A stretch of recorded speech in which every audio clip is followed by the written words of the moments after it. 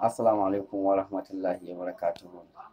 A yanzu ina so na nuna mana inda an kirkiri wani abu da ake kira da guest files wanda zai ringa mu recording ina guessing din passport na mutum kamar na account wanda kuma yake mun ajiyewa.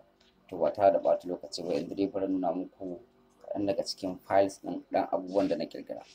Wa'annan su ne ɗan abubuwan da na kirkira.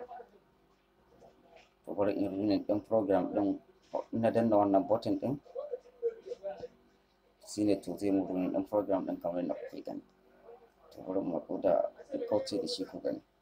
Gashi nan to yanzu misali mun yadda kuka gan shi a nan a inda yake ya ce mene zan yi guessing ɗin number from 1 to 10. Misali bari in sa ɗaya mu gani, mu fara da ɗaya. Kaga ya ce min incorrect, wannan number ta guessing da na kirkira ba daidai ba ne. Bari in sa 10 tunda na yi building ɗinsa tsakanin 1 ne zuwa 10. Bari in sa ta ƙarke ɗin. Kaga in da ce min lambar da ka saka ba daidai ba ne. Wannan ya nuna min cewa saboda mene yake faɗa min wannan yanzu da Hausa, saboda lambar da aka gina da wannan abun ya gina min bata kai 10 ba.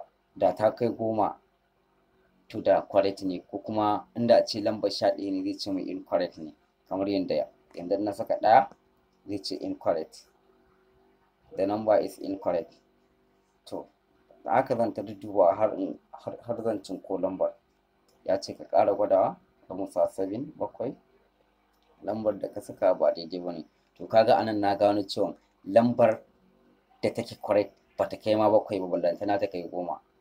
Tunda mene na sa 10 na sa 7 ya ce min lambar da na saka ba daidai ba ne. Na yi wannan ne ko saboda mene in ringa ganewa ta yin da zan yi sauri in ringa gano wata lamba ne. To na haka bari in saka 6 mu gani lambar da ka saka ba daidai ba ne. To kaga lambar ba ma ta kai 6 ba kenan. To don haka bari in saka 5.